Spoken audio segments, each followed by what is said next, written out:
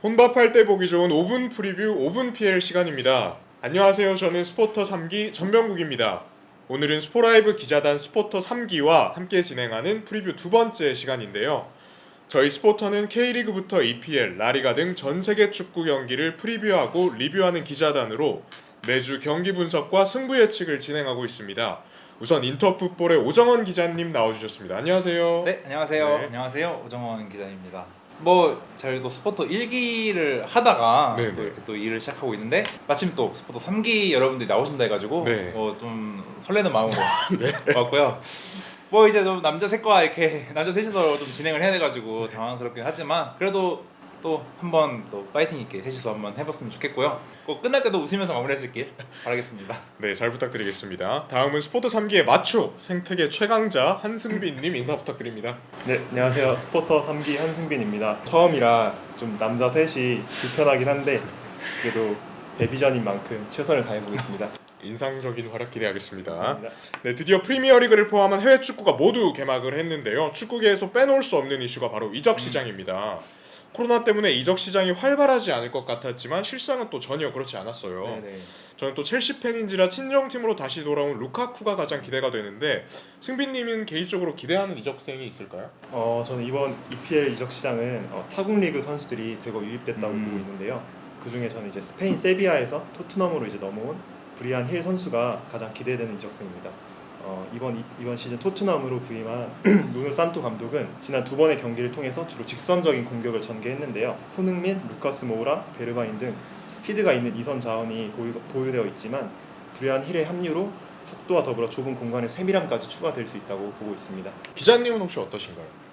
일단 저 같은 경우에는 가장 기대되는 선수는 루카쿠인데요. 첼시가 이제 지난 시즌에 어쨌든 좋았잖아요. 네네. 토마스 투엘 감독이 온 다음에 전반기에 부진을 딛고 프리미어리그 성적도 되게 좋았고 또 이제 챔피언스리그에는 우승까지 차지하면서 진짜 그냥 대박을 쳤는데 이제 아쉬웠던 거는 최전방이에요. 네네. 베르너 선수가 지난 시즌 새롭게 합류했지만 리그에서 6골.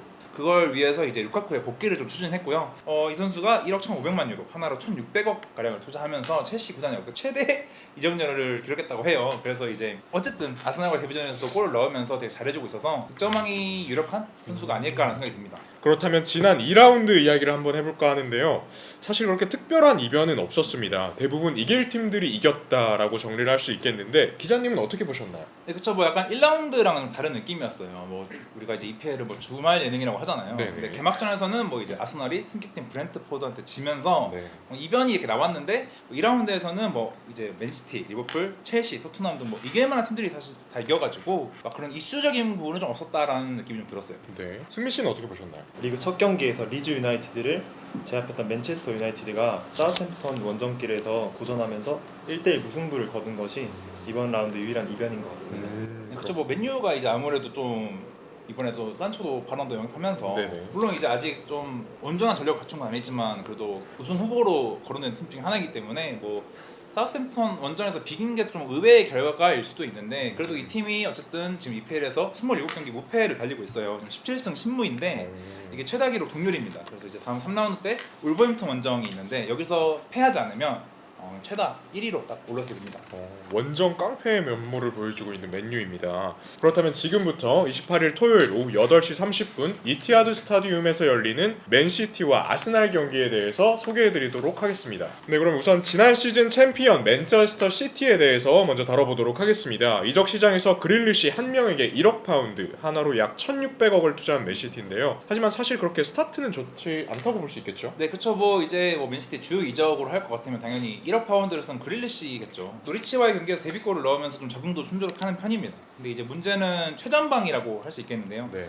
케인과 그래서 링크가 났는데 결국 토트넘이 이제 나 안 팔 거야 네. 해버리니까 지금 토레스 원톱 아니면 제수스 선수가 있고 이렇게 하는데 사실 이런 거랑 그리고 빈도간의 제로톱 더브라인의 제로톱 이런 걸로 한 시즌을 좀 이렇게 길게 끌고 가기에는 좀 불안하죠 아무래도. 네. 이런 것들이 좀 개막전에서 나왔지 않나 싶은데요. 토트넘 원정을 떠났는데 이제 슈팅 18개를 시도했지만 득점을 하지 못했고요. 네. 노리치와의 경기에서 이제 5대0 대승을 거두면서 좀 핫풀이를 했는데 아무래도 강팀과의 경기에서 이제 과연 이 최전방이 어떤 활약을 보여줄지 이게 좀 관건이 될 것 같습니다. 네, 아스날 상대로 강팀과의 경기력을 증명해야 되는 맨시티인데요. 아직까지는 맨시티가 그릴리시 한 선수만을 영입하며 별다른 보강은 없는 상황입니다. 반면에 이번 여름 이적 시장에서 2천억 이상을 쓰면서 대대적인 보강에 나선 아스날의 출발은 어떻게 보시나요, 승빈님? 네, 이번 시즌 아스날의 시장은 사실 처참한데요. 아스날은 최악이죠. 현재 이제 2경기를 치렀는데 네. 각 경기마다 2실점씩 허용을 했고 득점 아직도 터지고 있지 않습니다. 네네. 특히나 지난 개막전에서 74년 만에 1부 리그로 승격한 브렌트포드한테 충격패를 당했고 이어 첼시와의 런던 더비에서도 완패를 당해서 분위기 쇄신이 절실한 상황입니다. 브랜드포드에게 승점을 내주면서 낭만의 네네. 팀으로 불리고 있는 아스날인데 네네. 사실 맨시티와 아스널이 두 팀은 EPL 빅6라고 불릴 만큼 리그 내에서 알아주는 탑 클럽입니다. 하지만 첫 경기부터 패배했다는 사실은 두 팀 모두에게 다소 아쉬운 상황인데요. 맨시티는 그 다음 경기에서 5대0으로 승리하며 분위기 반전에 성공하는 모습이었지만 아스날은 2연패의 수령에 빠졌습니다. 그렇다면 우리가 대결 구도로 진행하고 있으니까 각자 상대팀의 문제점에 대해서 한번 파헤쳐 보도록 하겠습니다. 먼저 승빈님 먼저 말씀해 주시겠어요? 네, 현 상황에서 맨시티의 문제점은 아무래도 최전방 공격수의 부재가 아닐까 싶습니다. 네네. 물론 지난 노리치전에서 5대0 대승을 거두긴 했지만 아구에로가 떠난 상황에서 이제 유럽 트로피를 노리는 맨시티의 입장에서는 페란 토레스 가지고는 좀 부족하지 않을까 이렇게 보고 있고요. 또 이번 시즌 거금을 들여서 그릴리시를 영입을 했는데 아직까지 그릴리시가 뭐 데브라이너만큼 좋은 영향력을 보이지 못하고 있어서 그 점이 좀 아쉬운 부분이 아닐까 싶습니다. 기자님은 어떻게 보시나요, 아스날? 맨시티 문제점은 이렇게 하면서 좀 써놓으시더라고요, 대본에. 근데 이제 좀 사실 이게 헛웃음이었어요. 왜냐면 아스날은 지금 이제 문제점이 한두 개가 아니다. 그래서 모든 게 문제다는 게 좀 문제점인데 우선은 이제 공격이 좀 문제예요. 두 경기에서 네. 3골도 못 넣고 네. 브렌트포트와의 경기에서는 슈팅 22개를 시도했는데 0골. 네. 이제 승격팀을 상대로 슈팅은 많이 했어요. 네. 근데 0골인 건 좀 문제가 크고요. 첼시는 이제 뭐 슈팅 숫자가 6대 20으로 밀렸는데 그건 이제 뭐 첼시가 강팀이니까요. 아스날은 강팀이 아니기 때문에 이제 밀릴 수 있다 생각합니다. 네. 하지만 이제 브렌트포트전에서 이제 슈팅을 많이 시도했음에도 불구하고 네. 0골이라는 점은 좀 이제 큰 문제가 되겠고요. 네. 수비도 문제인 게 이제 브렌트포트전에서는 그 두 번째 실점 장면. 그 화이트 선수가 이제 어쨌든 800억을 기록하면서 네. 아스날에 왔단 말이에요. 네. 그만큼 기대주의인데 그 공중볼을 쉽게 말해서 얼탔죠. 아, 네. 그러니까 좀 이제 얼타면서 그거를 놓쳤고 어이없게 실점을 하면서 이제 두 번째 골까지 내주는 상황이었는데 이런 것들이 이제 좀 아스날이 수비가 좀 문제다라는 생각이 들고요. 활약이 좀 아쉬웠다고 볼 수 있겠습니다. 아스날은 공격과 수비, 축구 전부가 문제네요 지금. 사실 다 문제죠. 지금 감독이 지금 이제 경질되냐 마냐가 이런 얘기가 나오고 있는데 제가 봤을 때는 이 맨시티와의 경기 전에 뭐 경질당하진 않을 것 같아요. 하지만 이제 뭐 9월이 지나고 뭐 10월이 됐을 때 만약에 우리가 뭐 프리뷰를 또 하는데 아스날이 주제가 나온다. 네. 그때는 감독이 바뀔 수도 있다. 사실 좀 가능성이 있거든요. 현재 언론에서는 5경기를 데드라인으로도 줄 네. 만큼 지금 매우 위험한 상황입니다. 그래도 이게 3라운드 빅매치 중에 하나인 만큼 저희가 양 팀을 너무 까내릴 수는 없으니까 각 팀의 장점에 대해 어필할 시간을 먼저 가져보도록 하겠습니다. 기자님 먼저 말씀해 주시겠어요? 뭐 일단은 맨시티 같은 경우에는 사실 최전방 뭐 좀 불안 요소로 최전방을 좀 저희가 얘기를 했는데 최전방을 빼고는 다 탄탄합니다. 수비 같은 경우에는 지난 시즌 리그에서 32실점밖에 안 하면서 최소 실점 1위였거든요. 네, 맞습니다. 그 조합으로 나오는 디아스나 라포르트 당연히 이번 경기에서 선발이 좀 유력하고요. 네네. 그래서 이 선수들을 중심으로 뭐 칸셀루, 워커 이런 선수들도 있고 또 에데르송 잘하지 않습니까? 탄탄하네요. 네, 그렇기 때문에 뭐 수비는 사실 완벽하기 때문에 뭐 아스날과의 경기에서 뭔가 이제 아스날을 비교했을 때 좀 우리가 더 낫다 이렇게 하는 거는 너무 당연한 일이라고 생각합니다. 그렇다면 이제 승빈님께서는 아스날에 대해서 또 어떻게 어필할 수 있을까요? 사실 이게 2연패를 당한 상황에서 뭔가 어필을 한다는 것 자체가 조금 어려운 것 같아요. 그래도 뭐 라카제트나 그 주축 선수들이 좀 빠진 상황에서 부카요 사카, 스미스로, 그 니콜라 페페 같은 선수들 네네. 어린 자원들이 조금 번뜩이는 장면이 나올 때가 있더라고요. 네네. 또 그런 선수들이 조금 경험치가 쌓이고 적응할 수 있는 시간이 주어지면은 또 잠재력을 발휘해서 또 성과까지 이어질 수 있지 않을까 그런 생각을 하고 있습니다. 아스날은 항상 그 어린 유망주들에게 크게 기대를 걸었던 네, 또 그쵸. 전통이 있기 때문에 맞아요. 이번 라운드에서도 또 반전을 꾀할 수 있기를 한번 바라보도록 하겠습니다. 또 이번 경기에서 또 하나의 흥미로운 관전 포인트가 바로 과르디올라 감독과 아르테타 감독의 지략 대결이 될 것 같은데 이들은 아르테타 감독이 아스날 지휘봉을 잡기 전까지 맨체스터 시티에서 사제지간인 것으로 알려져 있습니다. 또 기자님이 이에 대해서 또 하실 말씀이 있으시다고요? 네, 뭐 일단 아르테타 감독이 이제 지난 2019년 12월에 아스날 지휘봉을 잡았는데요. 그 전까지는 이제 가르디올라 감독 아래에서 뭐 코치, 수석 코치 이렇게 일을 하면서 지도를 받았어요. 어쨌든 지금 최근 이제 맞대결을 봤을 때는 이제 패비 우세합니다. 4승 1패고요. 네. 9득점 3실점, 클린시트가 3번이에요. 그만큼 좀 경기가 일방적이었다는 느낌이 있고요. 제가 봤을 때는 아스날의 전력을 봤을 때는 맨시티한테 한 골밖에 실점 안 하고 졌다. 이건 잘한 겁니다. 이 정도면 잘했다. 네. 차제지간이었던 만큼 마르타 감독은 과르디올라 감독에게 영향을 많이 받아서 두 감독 모두 경기를 풀어가는 스타일이 매우 유사하다고 알려져 있는데 승빈님은 또 어떻게 보시나요? 펩 가르디올라 감독 전술에서 중요한 역할을 되게 맡았던 아르테타 그 당시 코치였는데요. 네네. 아스날 감독으로 온다는 것에 이제 많은 팬들이 기대를 했었어요. 사실 그 시즌에 FA컵 우승도 하면서 가능성을 사실 엿봤거든요. 네네. 하지만 이제 시간이 지날수록 선수 영입에서도 실패를 맛봤고 부상 등 여러 요인이 겹치면서 성적은 계속 하락했고 이번 시즌 초반부터 EMP를 당해서 팬들의 분노가 더 거세졌거든요. 네. 그럼에도 불구하고 아르테타 감독은 4-3-3 포메이션을 주로 사용하면서 전형적인 스페인 감독다운 전술을 지향하고 있어요. 네. 롱킥보다는 미드필더를 거쳐서 공격을 전개시키고 있고 빠른 측면 자원을 통해서 수비 뒷공간을 꾸준히 공략을 하고 있습니다. 현재 공수에서 모두 불안한 모습을 보이고 있는 건 사실인데 그래도 볼 소유권을 계속 장악하는 아스날 플레이가 맨시티의 수비 균열을 만들어낼 수 있을지가 이번 라운드 관건으로 보입니다. 과연 두 감독의 지략 대결이 이번엔 어떤 명승부로 펼쳐질지 좀 궁금한데요. 이제 대망의 승부 예측 시간 전에 간단한 관전 포인트와 예상 선발 명단에 대해서 알아보도록 하겠습니다. 그럼 맨시티부터 해볼까요, 기자님? 네, 우선 이제 관전 포인트를 좀 말씀을 드릴게요. 상대 아스날 두 경기 0골의 그 빈공을 그치고 있는데 과연 뭐 EPL 지난 시즌 최소 실점 이 맨시티 수비가 이번에도 다시 한번 클린시트를 이어갈 것인가라는 네네. 좀 생각을 하고 있고요.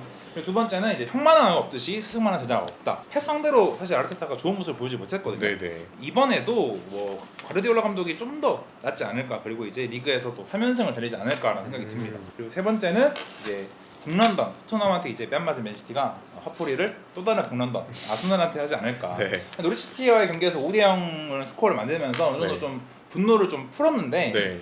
또 다르잖아요. 그렇죠. 또 북런던 그 느낌도 있고 하니까 네. 또 이제 괜히 또 화풀이를 할 수 있거든요. 네. 맨시티는 이제 그렇게 나온다고 한다면 아스날은 조심해야죠. 기자님은 이제 토트넘에게 맞은 뺨을 아스날에게 가서 풀 것이다라고 또 이제 정리를 해주셨는데 그렇다면 승빈님이 지켜보는 아스날의 관전 포인트는 뭔가요? 첫 번째로 이제 맨시티의 풀백 활용에 대해서 이제 사카의 속도로 이제 맞불을 놓을지에 대해서 먼저 관전 포인트를 잡았고요. 두 번째로 이제 아르테타 감독의 폭백 고집이 꺾일까 이 부분을 잡았습니다.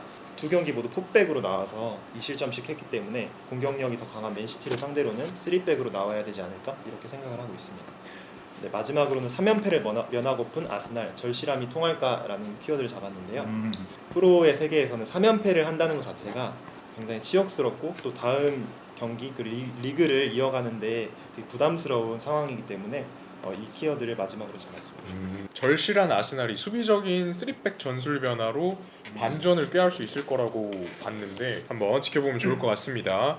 그렇다면 이제 예상 선발 명단에 대해서 알아보겠는데요. 이번에는 아스날부터 한번 해보도록 하겠습니다. 네, 저는 아까 말씀드렸듯이 3백을 들고 나올 것으로 예상을 하는데요. 네. 지난 경기에서 선발로 나왔던 마리, 홀딩, 그리고 티어니가 3백을 구축할 것으로 보이고요. 또 지난 경기에서 오른쪽 백으로 나왔던 수아레스를 포함해서 루콩과 자카, 타바레스가 이제 코 미드필더를 형성할 것으로 전 예상을 했습니다. 그리고 이제 스미스 로우가 섀도우 스트라이커 자리에 설 것으로 보이는데 이제 볼 배급이랑 기동력을 갖추고 있기 때문에 이 자리에서 이제 수비에서 공격 전환 시 빠른 역습에 능할 것으로 보이고 스피드가 좀 페페와 사카를 투톱으로 두면서 골 찬스를 만드는 방법인 역습을 활용하지 않을까 이렇게 예상을 하고 있습니다. 네. 선수비 후역습 전략으로 나설 것으로 봤습니다. 그게 답이긴 하죠 사실. 근데 이제 아, 안 통할 수도 있는 게 문제인데 네. 그게 좀 아스날 입장에서는 제일 유일하게 가지고 가고 그걸 살려야 되는 게 아마 좀 역습이지 않을까 싶습니다. 그렇다면 기자님은 맨시티 예상 선발 라인업을 어떻게 보십니까? 이제 뭐 축구계에서는 그런 말 있잖아요. 우트란이라고 우리는 틀리지 않았다라는 말이 있는데 근데 사실 이게 좀 부정적인 의미를 쓸 때가 많아요. 네. 하지만 맨시티 같은 경우에는 잘하고 있으니까 이게 맞습니다. 그래서 아마 4-3-3 포메이션 기준으로 그대로 나올 것 같은데 선발은 거의 변함이 없을 것 같아요. 그리고 최전방에 스털링, 토레스, 제수스가 나올 것 같고요. 미드필더는 이제 균도간, 로드리, 그릴리시가 나올 것 같고요. 폭백은 칸셀로, 라포르트, 디아스, 워커가 구성을 하고 골문은 에데르송입니다. 확실히 전력을 비교해 보니까 우세에 있기는 하네요 맨시티가. 뭐 절대 우세 느낌이죠. 네. 그렇다면 지금부터 승부 예측 시간으로 돌아와 보도록 하겠습니다. 종원 기자님은 지난 시즌에 적중률 46%를 기록했는데 만족하시나요? 뭐 저는 만족합니다. 오, 왜냐면 네. 이게 사실 50% 넘기가 쉽지 않아요. 아, 그렇죠. 46%면 제가 알기로는 저희 회사에서 제가 좀 상위권으로 알고 있거든요. 네. 이게 아마 50경기 이상을 해가지고 지금 이 정도인데 네. 이 정도면 저는 만족합니다. 절반에 가까운 네, 수치이기 네. 때문에 뭐 사람들이 50% 넘어야지 이렇게 뭐 말씀을 네. 하시던데 저는 46%도 충분히 네. 왜냐면 승무패가 사실 확률이 3개잖아요. 네. 33%란 말이에요. 네. 그거보다 높으면 됩니다. 그렇다면 그런 그 적중률 탑에 위치한 기자님이 보시는 네. 맨시티와 아스날 경기의 승부 예측은 어떻게 생각하시나요? 전 당연히 맨시티가 이길 거라고 보고 있고요. 네네. 근데 사실 스코어를 좀 고민했어요. 근데 이제 저는 1대0 스코어를 좀 예상을 하겠습니다. 근데 예. 왜 1대0 스코어를 예상했냐면 만약에 아스널이 2연패가 아니었다면 진짜 2대0, 3대0도 예상했을 것 같아요. 근데 뭐 1대0으로 이겼다고 한 이유가 이제 2연패를 기록 중이기 때문에 아까 이제 승빈님이 말씀하셨던 절실함. 절실함 때문에 아마 좀 수비에 집중을 하고 또 그런 것들을 최대한 실점 안 하려고 할 거란 말이에요. 그런 것들 때문에 맨시티가 이제 한 골 정도밖에 넣지 못하지 않을까 생각이 듭니다. 그래서 맨시티가 이길 확률은 높지만 뭐 다득점이 나오지는 않을 것 같다. 이게 제 예상입니다. 네, 기자님은 아스날의 절실함이 대참사는 맞고 네네. 그래도 맨시티가 이길 거라고 예상을 하셨는데 그렇다면 승빈님은 어떻게 보십니까? 저는 이제 사실 되게 고민을 많이 했는데 네. 그래도 아스날의 2대1 승리를 오. 조심스럽게 예상을 해봅니다. 두 팀 간의 전력 차이는 인정을 할 수밖에 없는데 네. 축구라는 것이 객관적인 전력 가지고만 결과가 나지 네, 않아요. 그렇죠. 그렇죠. 네. 또 이제 또 절실한 쪽이 이긴다고 저는 생각을 하는데 자카가 네. 살짝 기강을 이렇게 잡아주면 아무래도 아스날 선수들이 어린 선수들이 이제 조금 각성을 하지 않을까 이런 생각으로 네. 이제 2대1 승리를 예상해 봅니다. 자카 선수가 제가 그때 기억하기로는 주장원장을 박탈당했던 선수로 알고 있거든요. 네. 근데 이 선수가 기강을 잡는다? 좀 자카가 한번 네. 내 밑으로 집합을 시킬 것이다. 네. 두 분의 예측이 어떻게 진행될지 기대해 보도록 하겠습니다.